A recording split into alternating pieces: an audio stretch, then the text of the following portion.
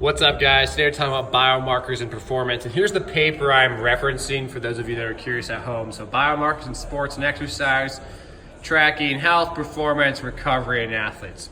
So I really like how this paper started off and initially discussed just about how complex biomarkers are in general. Right, there's different categories you might be looking at biomarkers, and so diet, training, be a comprehensive analysis of biomarkers and categories within it. So you might have nutrition, hydration, cardiovascular endurance, injury risk, inflammation. And in there, each of those categories have a bunch of subcategories of biomarkers themselves.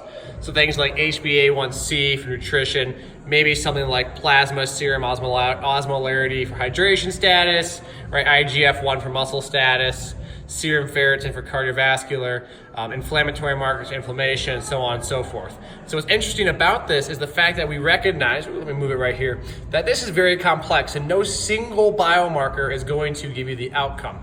So first and foremost, understand that we need a multitude of biomarkers within categories to have a better understanding of the system, because the system itself is very complex. And I like this picture here because it highlights the fact that there are different time points in which we might want to address testing. So you have off season, you have pre-season, competitive season, and you have different points within that you might want to dive into. And so there's also contextual analysis as to what time this information is being collected, how is it being collected, and whether or not we can have a baseline to refer to. Because again, there's no specific range this paper talks about. It's not going to say, this athlete needs to be within this range, because athletes typically sit different realms, but it's how that deviates one to the next.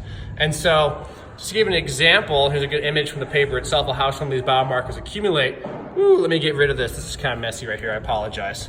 So how these biomarkers accumulate is you have muscle damage, for example, and you can have acute response of muscle damage, things like CK, myoglobin, troponin 1, muscle skeletal enzymes, and so forth that appear in the blood from here, right? And then we might have inflammation or systemic inflammation coming from overtraining, and they recommend something like a CBC diff, and also measurements of cytokines, and also we call them myokines.